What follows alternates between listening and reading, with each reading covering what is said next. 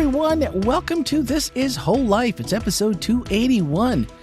And to quote the opening line of this week's message paragraph, there are a few jerks out there.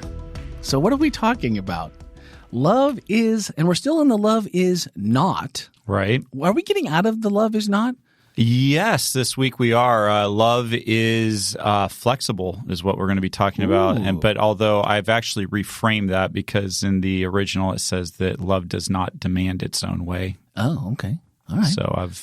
But we're still in the not this week. Not. And we're not going to be rude, okay, Ken? I can't promise that. Can't promise. I try to be loving, but... The first thing that came to my mind was sarcasm. And sometimes, the velvet sledgehammer is almost a little bit of rudeness. Well, we have to call the truth what it is, and sometimes it hurts a little bit. But we like to put a little. I think it was in first service when one of the questions during the Q&A, which were answered, was, "What about bless their heart?" Bless their That's heart. right. Yeah. And, it's like a little bit like the velvet sledgehammer. Like we're just going to put a little bit of comfort on there before I feel like you're accusing me of being rude. And we've all done. I mean, I've never said "bless your heart" just because I'm not from the South, so it's not a. I learned it from a coworker when I moved here a while back, and I'm like, I don't think bless. And I wanted to say, I don't think "bless your heart" means what you think it means. Oh. Or does it mean that? I think it means exactly what I think it means. Bless your heart. Bless your heart. There you go. Well, this is our fourth installment of our Love Is, and it's still in the not. So I'm glad that we're moving towards away from the not, but we got to know what it is, and if we got to know what it is. Sure. So I want to begin with it this week, defining it as in rude, as Ken did early on in his message, and we're giving credit to Wikipedia on this one. I know, right? What? This is very disappointing. It kind of was. I was like, Wikipedia, but I'm like, hey, if you get I researched and researched, and honestly, I came up with all these credible sources, and then I was like, this is just the best way of wording it. So I got to give credit where credit is due. All right. Good job, Wikipedia. That's right. Occasionally, you nail it. According to Wikipedia.com, rudeness is a display of disrespect by not complying with the social norms or etiquette of a group or culture. These norms have been established as the essential boundaries of normally accepted behavior. So does that mean you have to be normal to not be rude? Or that's not what that means. No. I think it means that what normally accepted behavior would be. In other words, so there are some places in the world where if you spoke loudly and harshly, that would not be considered rude. That would be considered to be making a point. It's the way that things are done there. And there are other places in the world where to speak loudly and harshly would be considered incredibly rude. Immediately. No matter what you said, really. It's also the context of where you're at, right? I mean, talking loud is not rude unless you are in U.S. Congress. Right, yeah. I don't know if you've ever gone on a tour in Washington, D.C. Never been to D.C. It's on the bucket list of things to do. Yeah. Well, I took my kids when they were little, and we went and sat in the gallery in Congress. It was pretty cool. And they have a very strict no talking, be quiet kind of policy. And so it would be considered rude there to be speaking loudly or boisterously. Congress is a lot like a podcast. They all got their little microphones, and you just talk normal. Yeah. That's what's expected. Exactly. It's the cultural norm there. And so, but, as soon as we walked outside the Capitol building, there was nothing wrong with my kids running around, yelling, screaming, having a good time out on the National Mall. Yeah. So oftentimes rudeness can very much have to do with the accepted norms of what's around you. And you made a great point during the service, and I just thought of it. It just came as you said that. I think it was in first service. You said, like at a church like Whole Life, where we have so many different cultures and so many societal norms from each of those cultures, let alone what we would be a societal norm here in America and then further in Florida, Orlando. I mean, is there a way to avoid putting your foot in it no matter where you step? Because it seems like there's so many different things that you could, even unknowingly. Is there a responsibility by someone who is offended to say, that was really rude? Because I think a lot of times we may not know. Yeah, I do. I think there is a responsibility for somebody to speak up, and you can do it in a kind way. I think we're often very much under the impression that in order to make our point, we have to be kind of mean. It's kind of like, how if your kids don't listen to you the first time, you raise your voice and as if, and at the same time, yet you realize that they probably heard you, they're just ignoring you. But I think that for some reason we tend to think that sometimes we have to be mean in order to get people's attention and I think that's problematic. I think that we need to speak up when somebody has said something that's offensive to us, that's hurt our feelings, and say something about it. And that doesn't guarantee that the person who did it's going to care or change their ways. Nope. But what it does do is it gives them the opportunity to be a better human. It's hilarious to me that I actually encountered this literally after preaching this sermon. I was having a conversation with a group of people and unwittingly said something pretty culturally insensitive. I wasn't meaning to, but with a group of people that I was, with any group of people, it was an expression that I grew up with a lot, not a vulgar one or anything like that, but it was not sensitive in our time and place. And the person spoke up and said, no, very nicely, but don't, let's not do that. Let's not say that. And it's like I said, I was like, oh, wow, I hadn't even thought of it. Yes, that isn't the way I want to be phrasing that. I want to take that out of my vocabulary because it's not appropriate to where I'm at now. And, and for me, trying to take my own sermon as advice, the right thing to do is say, I'm really sorry. I did not really think about how that really comes across, but that isn't something that I want to be saying. And so thank you for pointing that out. But a lot of times what happens in life is that when somebody points out that they're offended, we say, oh, don't be a snowflake, and a lot of people are like, oh, you got to grow up. You got to be tough. Got to have a thick skin. Well, why? Yeah. I hear that from bullies a lot. If you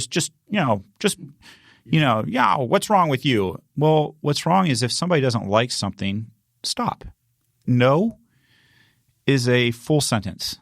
It doesn't need anything beyond that. If somebody says, hey, please no, that really hurts my feelings, why do we feel the need to push down and say, well, no, you've got to take – if that offends you, you still have to deal with that. I mean, I know people will come up with all kinds of reasons, and perhaps there's one or two that are maybe valid, but by and large, I would say the vast majority of times when somebody says, hey, would you please not do that? It's a good idea not why to not? do it. Why not? Why not just be kind and loving and do that? Now, don't do it. What happens then when – because there's a lot of times when someone will say, well, that was really offensive to me, or, man, you hurt my feelings, or if you had said that to me, that would have hurt my feelings. Mm-hmm. And if you said, well, I didn't mean to hurt your feelings, but to still recognize that person, however they felt about it, if it was they were offended by it or they were hurt by it, try not to do it again. Yeah. But sometimes it's so situational where – it's not even what was said, it was the way it was said. I just think this is almost like a perception problem because some of us have really, really horrible nonverbal. Mm-hmm. And a lot of us are really good at sarcasm. So if you couple sarcasm, like being really good with sarcasm and really bad with your nonverbal, people are going to be offended all the time because you don't project well. And it's so easy for that to be the case. And then to just want to defend yourself and say, well, that's not what I meant, because it probably, in many cases it wasn't. But that's still on us to then investigate and say, I didn't mean it that way. But that needs to be followed with an apology, right? I think so. I think that to let people know that you care matters. And I think that just like, the example that I was giving, I was not intentionally trying to be insensitive with the way I was not trying to do that. I really wasn't. And I really hadn't even given a second thought to the wording. It's just a wording I grew up with and the family that I grew up with. It just didn't give a second thought to it. And when the person gently pointed it out, I was like, oh, yeah. I can see that. Yeah, definitely understand that now. But the question is, do I want to double down and go, oh, come on. That's just a figure of speech. We all know that, doesn't, you know what I meant. Yeah, yeah. Or do you want to say, hey, look, Yeah, good point. It's kind of like my wife, who's a teacher. She used to tell her students they would use vegetarian swear words, right?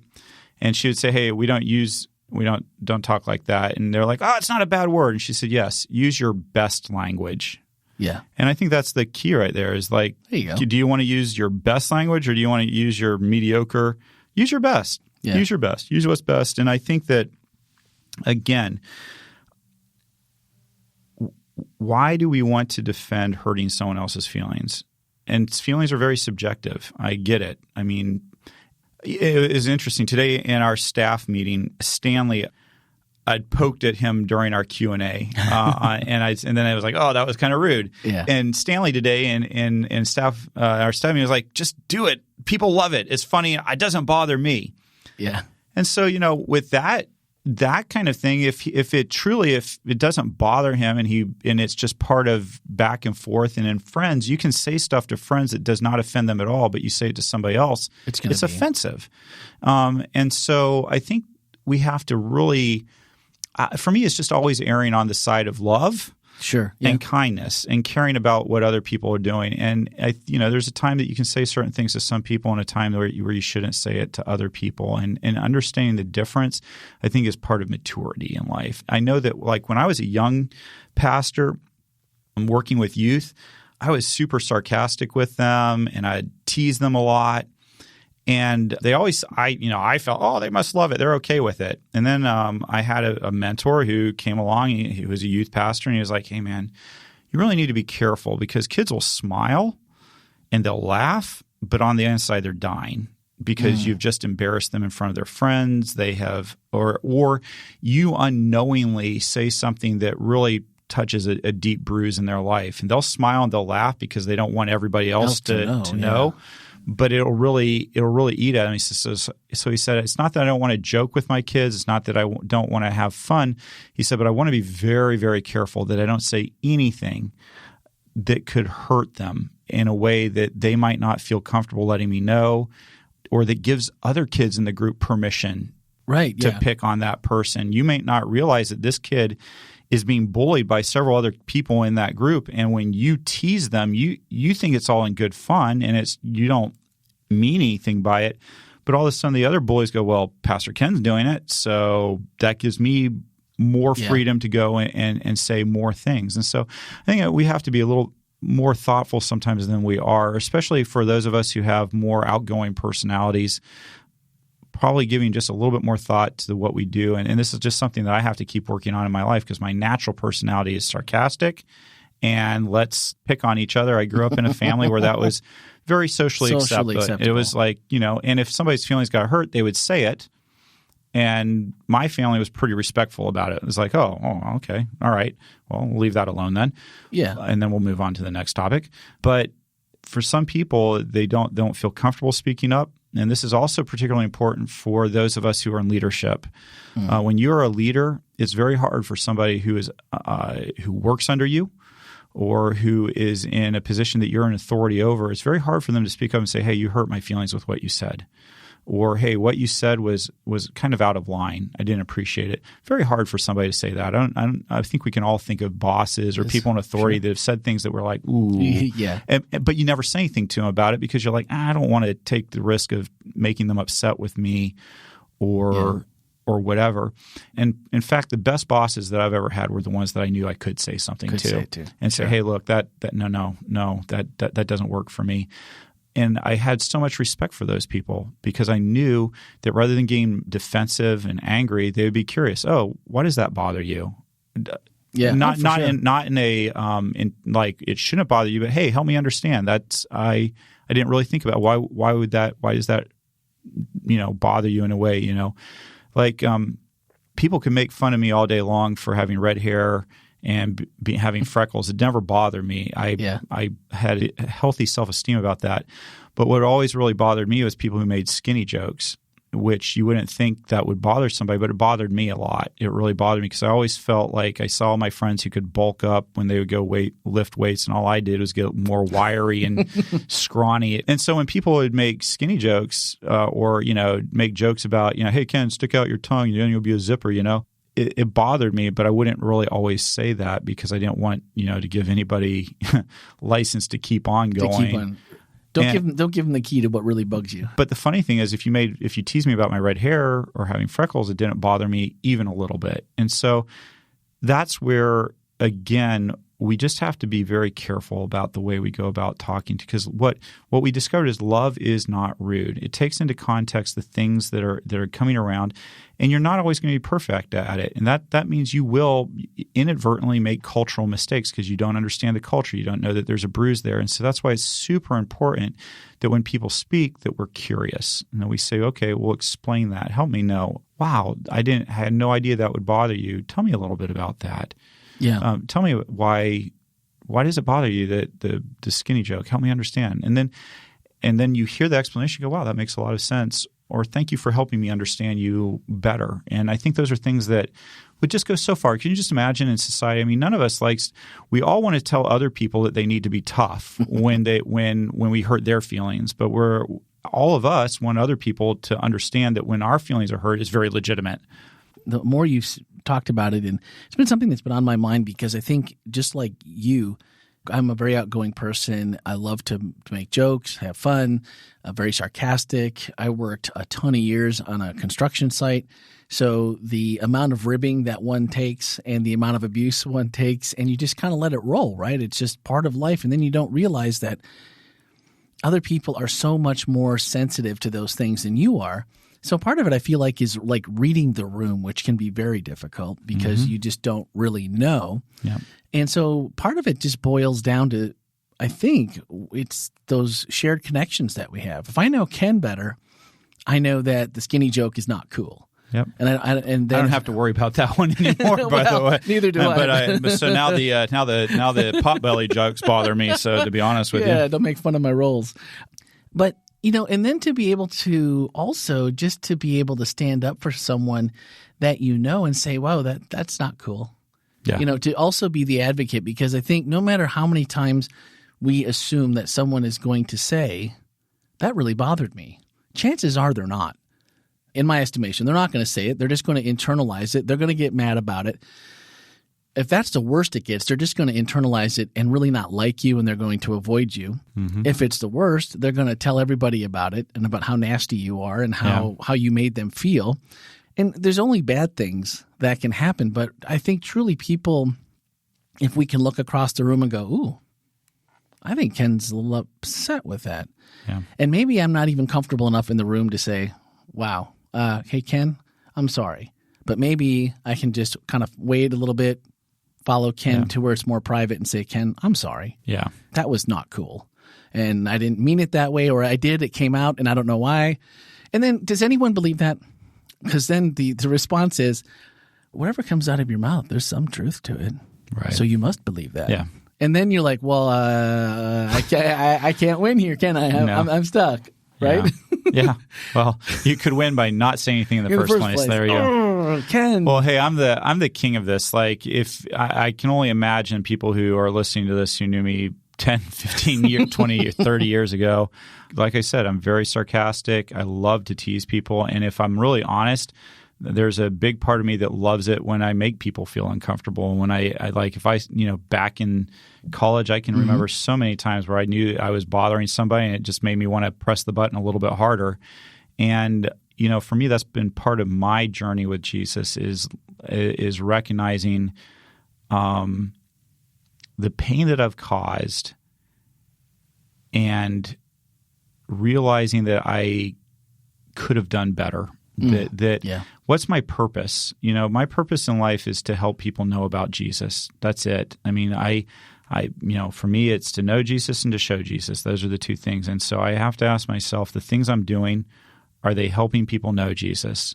And so that's where I think that the question is it even comes down to the stuff for me that I'm putting on my social media pages. There's stuff that I find absolutely hilarious. But if I were to post it on my social media page, I think it would take away from my ability to share Jesus with all the people that I want to share Jesus with. There are things that I don't find offensive. There's political views that I find intriguing that I think are fun to discuss. But I don't put it out there because for me, I know that some of that stuff will become across in a way that will make it so that other people can't hear what I really want to tell them about.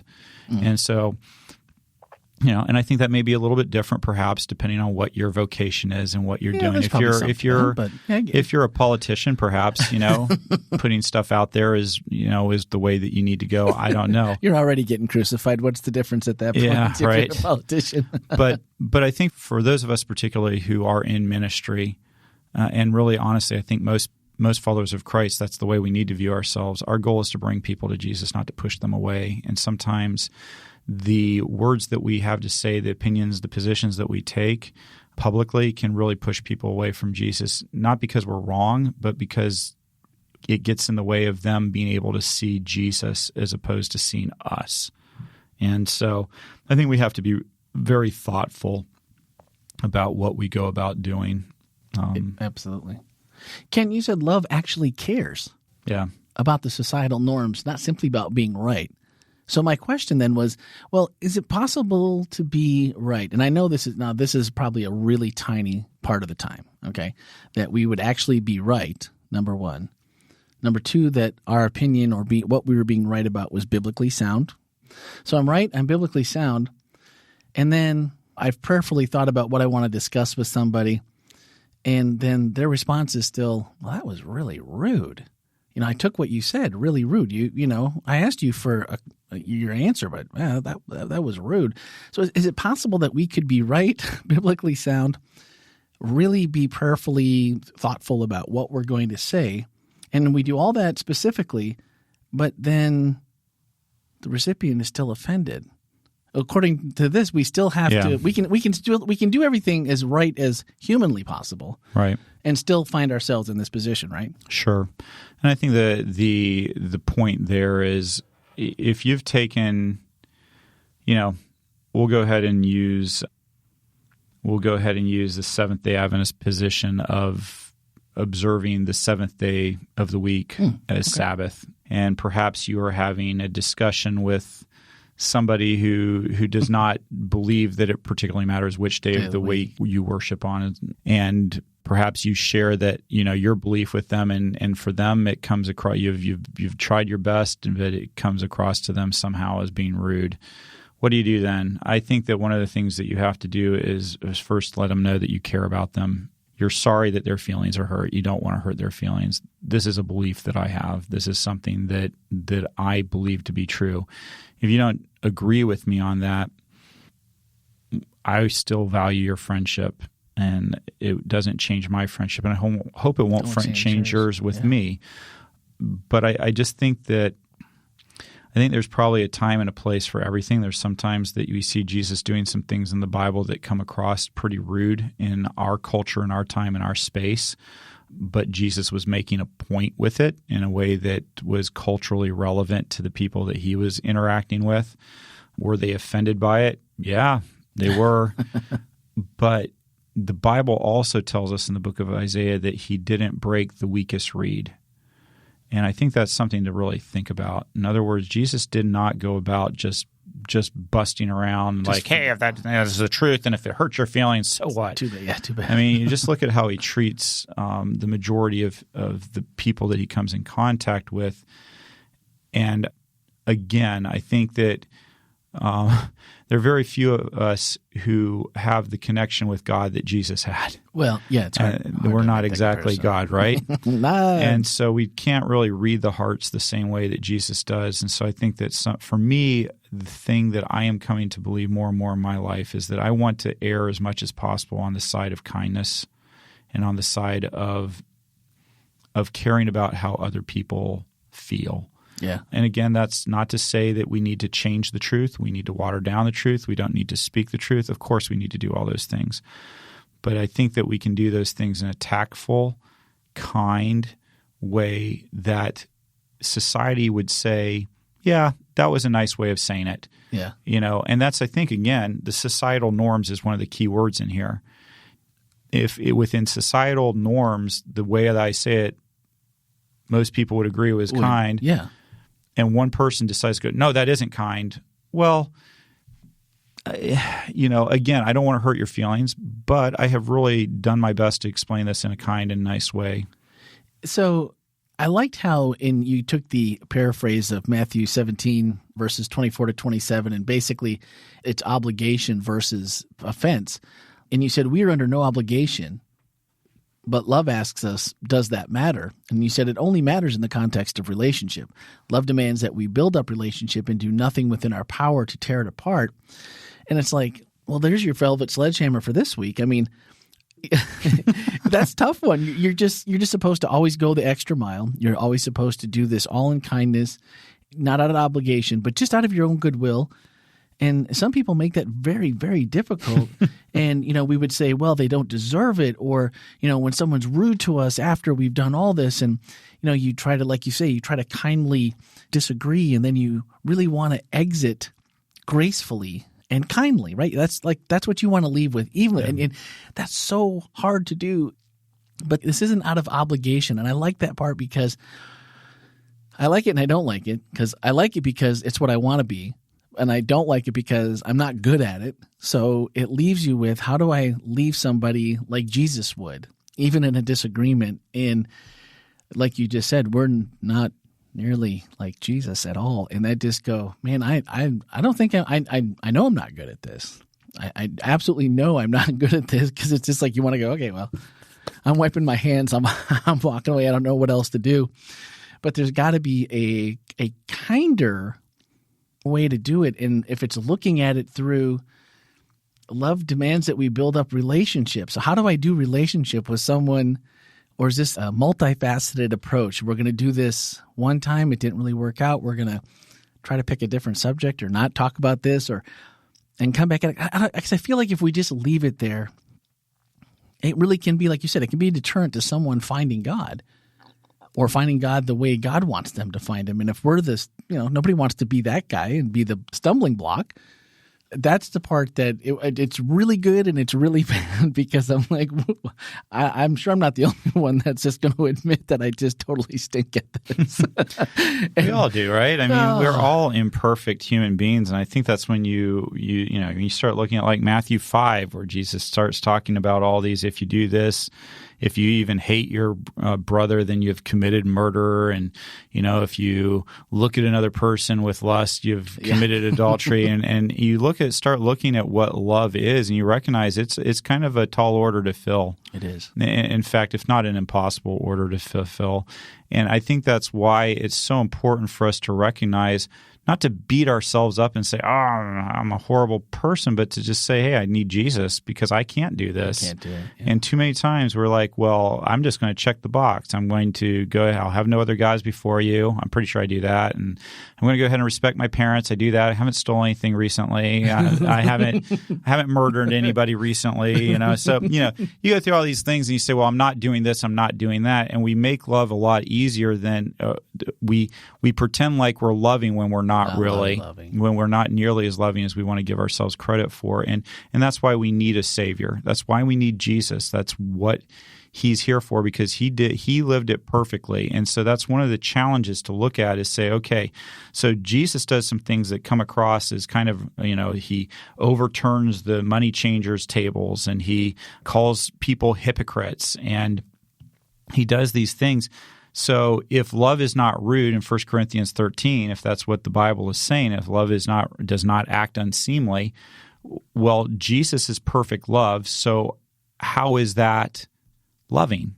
Yeah. And how is what he's doing not being rude? And I think those are the questions that we get to dive into and think through, and that don't always have an easy answer out of them. But what I do think is that a lot of us get a lot of enjoyment out of hurting other people's feelings, and then being able to kind of take the high and mighty. Well, you deserved it. You had it coming. You were this. You were that. So you deserved exactly the way I treated you.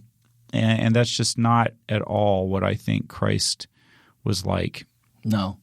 In the example of the story that in the cultural differences when you got to Guam. Yeah. To get a context for that story, make sure you check out this week's message, either in Speaking of Grace, our weekly podcast with the message, or online at WholeLife.Church, and you'll see at the top of the page. You can watch it.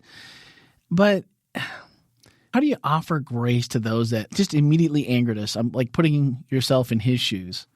being rude and, you didn't even know it, and he would have been offended even though you had no idea because you were new to the culture. And I looked at this and I thought there's many times that people will come up to us over the years and they'll say the most repugnant words like retarded. They'll say words like stupid when talking about Emily, and you just immediately want to punch them in the face, right? Because it's so bad. And that was a struggle for a long time. But then it kind of got to the point where, why don't you just ask me a question? Like I'm open to it now. I promise I will hold my tongue. And I've told people there aren't any stupid questions. I can tell you want to ask a question. So just ask it. And if it's insensitive, I'll tell you that's a word we like, the R word. We don't use that word anymore. So please don't. And she's not. And but how can we open ourselves up that way that allows people maybe to not have to resort to being rude because we're open enough and we're projecting that onto people to say, listen, if there's something that you find funny, if there's something that you think is odd, or if there's a question about something, just ask. But and I know that's different for every person because you go through stages. I was not a prepared person for that, and if someone had done that to me before I was prepared, I probably would have lost my mind and probably punched somebody in the face. But it just seems like there's got to be a part that we can play to also not be offended so easily. Like, I mean, and that sounds bad. Don't be so offended. Just it sounds like, toughen up. But I think there's two sides to the coin, right? I think that we need to go ahead and let other people understand that other people may be offended. And if they are, that's their feeling, and we're going to be okay. It's legitimate. It's legitimate. Yeah. And whether we think they should be offended or not is really not the question. They are. Correct. So that's the one side of the coin. The other side of the coin is when it comes to us. I think that each one of us can probably take a decision to appropriately handle offensive people. And what I mean by that is that rather than just gritting our teeth and walking away, to engage that person and give them the opportunity to grow if they wanted to. And that's easier said than done because when somebody says something that is so nasty and so unkind, the natural thing that all of us want to do is punch them, verbally pummel them, let them know why they're an insensitive slob, and do that when in fact, if we would go ahead and just stop and say, I don't know if you realize how you're coming across, but if you're willing, I'd love to chat with you about that. Why the word that you just used there, the R word that you used, I have a child that sometimes gets called that name, and it's hurtful. It's hurtful because my child isn't that way. And here's how when you say that, it comes across to me and how it makes me feel and how it makes my daughter feel. To be able to have those kind of conversations with people, there are people who will never receive it. Whatever, come on. And those are the people that you're going to have to kind of grit your teeth and pray for. Like Jesus said, pray for those who use you badly. Yeah. But then there are a group of people that will receive it, that will say, wow, I didn't think about that. Thank you for sharing that with me. And we've just made their life better. We've made their life better because they are going to become a better person. Now, there's a third class of people that I also want us to think about. They're the people who initially go back on you. They're like, come on, blah, blah, blah, blah. But they go home and they think about it. And they think, wow, okay, that's ridiculous. And then, but as it sinks in, time goes by, they have more life experience. They go, that wasn't. And so we may never even realized it may seem like our words are wasted, but they weren't. And I say that because I'm one of those people. I'm one of those people that people have said, hey, don't do that. I'm, whatever, come on, just don't be a snowflake. Buck up, you'll be okay. Yeah. But then years later, as I've grown up and matured a little bit in my life, I think, wow, I wish I had talked differently, and they were right. And I now am hopefully treating people differently because somebody took it. And I'm sure that person thought at the time, like, this guy will never – he's a lost cause. He'll never be better. And I've wasted 5 minutes of my life trying to help him. And so that's what I guess I would just encourage all of us to do is on the one side of things, if somebody tells us they're offended, let's take that seriously. Yep. It doesn't mean if you're talking about something that you know to be true that you have to suddenly say, well, okay, if you don't think it's true, it's not true. But what it does mean is say, okay, you don't think it's true. I believe it's true. But I'm still going to treat you with the respect and courtesy that you deserve as a creation of God. I am going to not treat you like you're dumb or that you don't think things through or whatever, because that's what I see happen a lot of times when it comes to Christians. I've taught Bible classes where I've had students say, I just can't believe anybody thinks there isn't a God that created everything. I mean, you have to be stupid not to think that yeah. And my immediate response is, hey, I understand why you're seeing that. It's what you've been growing up with, but these people are not stupid because they don't believe there's a God. People who don't believe in God have often thought this out far more than people who do believe in a God. Absolutely, and who've grown up with it. They've thought it through. They have a reason. Now, you can disagree with the reason, sure, but insulting them doesn't help. It certainly doesn't do anything for the conversation. So the better way of saying this is, let's say I don't understand how anybody could. And then if you're in a conversation, then be quiet and listen to why they say what they're saying. Because all too often we argue with people and we're not even hearing what they're saying. We're making an argument for something that's different than what they're saying. Yeah. And we're not really listening and hearing. And when I say, again, listening, I know that some people say, oh, you shouldn't listen to somebody who's telling untruth. Well, it's kind of hard to have a conversation if you're not listening. Yeah. You have to listen and hear what they're saying. And so I just think it's important for us to always assume that people have a well-thought-out reason for why they're doing what they're doing, and to give them the benefit of the doubt and to try to get to the bottom of why it is that you think that. And then if they're open to it, and I'm going to use that word, if they're open to it, share with them why you don't see eye to eye with them on that in a courteous and kind way. And when you do that, I tend to think that you get a lot further than when you just tell somebody that they're ridiculous for not understanding what the truth is as you believe it. Well, and I don't know why we always assume that there's somehow going to be like conflict resolution is going to end in this conversation. Right. It never does. No. And it's always, like you said, the person that will say something to you and you go, that's just so crazy. But let's be kind in the moment. Even if we don't understand it, we don't believe it, we don't agree with it. But later on down the line, you might find that nugget and go, oh, yeah. I kind of see where that bridges the gap a little bit. And it might not still make you agree with them, but it's probably going to make you at least go, I'm sure glad I wasn't a jerk to them, because now I at least can understand, why they have that position. There is so much to talk about, and there was so many the perceptions, the ins and outs of all of these different pieces and parts, and how we're all wired together for some of us like conflict, some of us don't, some of us are extroverts, some of us aren't. But just giving that respect that someone does feel this way. They told you, let's respect it. And we had a couple of questions from the Q&A that we didn't get to. This one is from Corbin. Is it possible to be rude and love at the same time?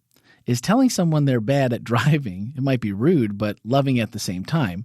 Or was Jesus being rude to the teachers of the law, but he was also loving to them? So is it possible to be rude and love at the same time? So just going to 1 Corinthians 13, verse 5, it says, love is not rude. It is not rude. So the question is, and what a good question it is. So my daughter's got a learner's permit, and we're driving around a little bit. And so there are... You too? Yeah. All right. Maybe we'll see you out there. Let's hope not. So anyway, but my daughter's learning to drive, and there's just times where it's like, hey, that you need to, and she'll get frustrated with me about that. It's like, hey, and my answer is, hey, I'm just trying to teach. But I can also tell you that there are times where I speak to her in a way that isn't conducive to her hearing the information that I'm trying to pass on. Saying to Kyla, you're a bad driver, is not really helpful to her. No. What's helpful to her is say, hey, you need to go ahead and take these turns a little bit slower. Go ahead and put the gas on once you're kind of in through the curve as you're coming out of it. Go ahead and then apply the gas. I'm living your life, man. Yeah, you hearing what I'm saying? Yeah. But saying to somebody you're a bad driver, you're a bad human being, that isn't really helping them. No. But saying, hey, when you speak like this it isn't helpful, or when you are doing this. And so that's a great example. So let's talk about Jesus a little bit. Let's talk about the times where he turned over the money changers' tables, where he did those sort of things. I think it took a lot of divine wisdom. You notice that Jesus, by the way, Jesus could have done that pretty much every day of the week. Yeah. And he wasn't wrong about what he was doing, but Jesus did some things for some very specific reasons that were loving. Yeah. And I think that we have to think through why we do what we do, and we need to seek God's guidance in what we do, why we do what we do. But generally speaking, insulting large groups of people just does not bring people to Jesus. But at the same time, speaking truth is important, and Jesus did it. John the Baptist did it. Prophets did it. Again, I think you just need to really make sure that you are in tune with Jesus and that you're doing it because you genuinely love somebody versus that you're trying to be right, or you're trying to it's about you. Yeah. Love is always focused on the welfare of the other. And what Jesus was doing was always focused on the welfare of the other. And so love is very careful not to do what is unseemly, to do something that is not the right thing to do in the context that's happening there. Yeah. Kyla, if you're listening, I'm pretty sure you're a pretty awesome driver. She is an awesome driver. And Ellie, I've had to raise your voice for like, hey, curb's coming up and, we're missing this or we're missing this turn or we, whatever. We went through a red light on Sunday. And it's funny how our kids do the exact same. My daughter does exactly the same thing I did driving. She loves to hug the right on the right side. The right side. We're still afraid of the traffic on our left. And I just keep telling her, you got to put your life in danger, not mine. And I remember my dad saying the exact same thing. He said, Ken, you can get a little closer to that yellow line if you want to. if you want to. And it was like the first time she's pretty decisive. I've been proud of Ellie.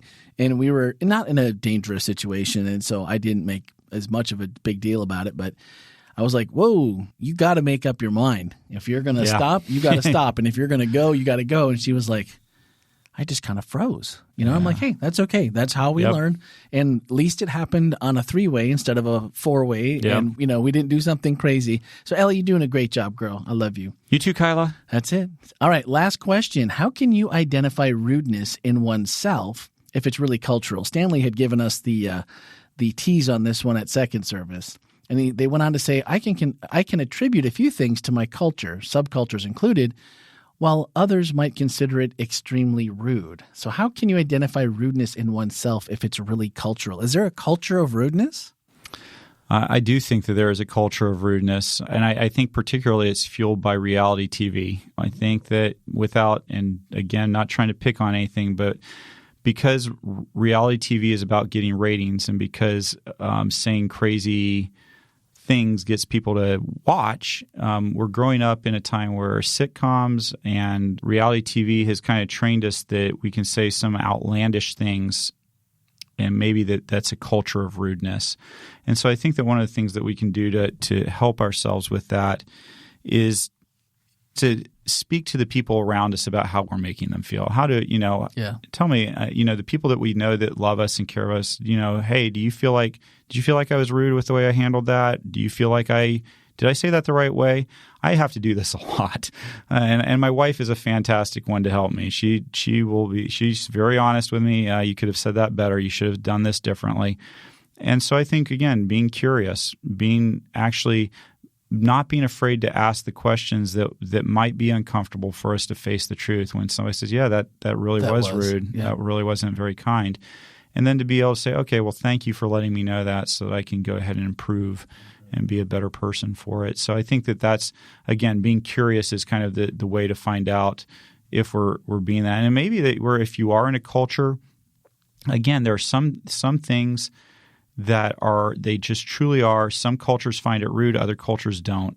Different cultures have different ways of doing things. I remember one of the things that when I was running a summer camp that was a little bit of a cultural learning experience for my mostly Anglo staff was that when we would have groups that came in that were Latin to the dining room, it would be super loud, way louder than when the Anglo groups were in there, because the Latin groups just love to have community and talk together. And so we had in our Anglo society had this kind of culture of, in the dining room you need to kind of keep it low and keep it kind of almost church-like, right? Yeah. And then the Latin groups would come in and it would be really loud in there. They're like, hey, you need to tell them to be quiet. Well, no, I don't, because this is what's appropriate for this group. And this is the way that it's being done. There's nothing being rude happening here. And so that's where we have to know the context of where we're working and what we're doing and be sensitive to that. Yeah. Well, that culture of rudeness, maybe that's one of the societal norms we'll just not participate in. Yeah, I think that the culture of rudeness, when I talk about a culture of rudeness, what I think is whenever we start demeaning other people, that's when it becomes rude. And so anytime I'm doing something that causes somebody to feel less than the image of God that they were created in, that's a problem. And so that's what we want to think about when it comes to not being rude. That's something good to think about.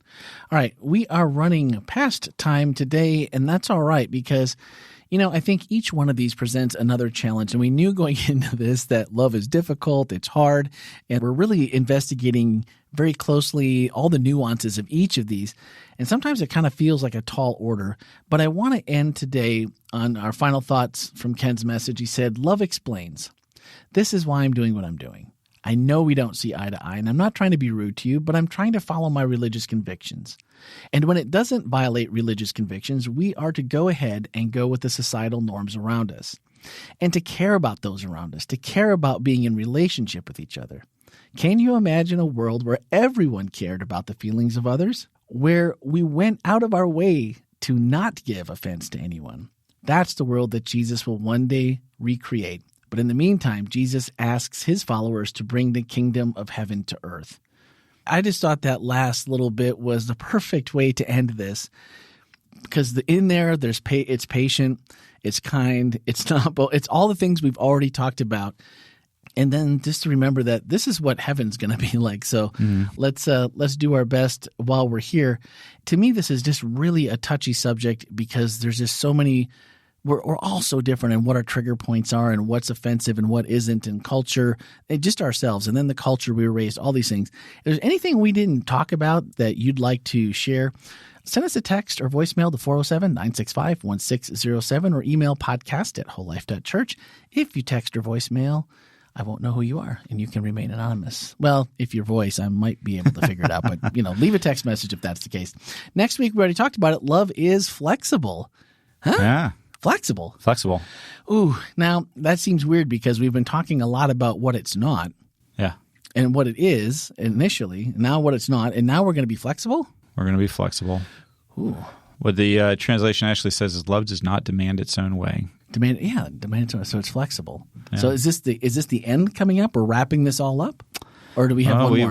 We have actually, I think 3 or 4 more. Is there really? 3, I think. Yeah. Why did I think? I was looking at the list because we're actually having one of our church members, Alexi Melnick, is going through and taking all of our podcasts, and he is putting them into sermon series all the way back for all 5 years. So if you're like, hey, where's that series that we did on love, or what is this series that we did 3 years ago? You'll be able to go through and find all of them in one little collection you can listen to. Wow. The podcast, and then as far back as we go with Speaking of Grace. So it's going to be pretty cool. Amazing. Yeah. Thanks. Thank you. Thanks, Alexi. I'm not sure if he listens yet. He's in the mix. He's on the team. I don't know if he's a listener yet. Yeah. But anyway, that's going to do it for this week. Next week, love is flexible. All right, love is flexible. You got me on this one, Ken. Does not demand its own way. I'm just trying to think of where we're headed. But yeah, a teaser? I'm going to try to do a backbend on. No, I'm not. Are you really? Yeah. The key word would be try. Let's not be rude. We have. we do have medical personnel in the building. We need one very close, really close to the ER in case it doesn't work out. That'd be a very short sermon. Well, this might be the first time we actually preach, via Zoom from the ER. So, first time for everything. That's right. Tune in this week, people. It's flexible, and you don't want to miss it. I've used stories from the ER, but this will be the first time to. Oh man! Nice. All right, guys. Thanks for listening, and have a great week.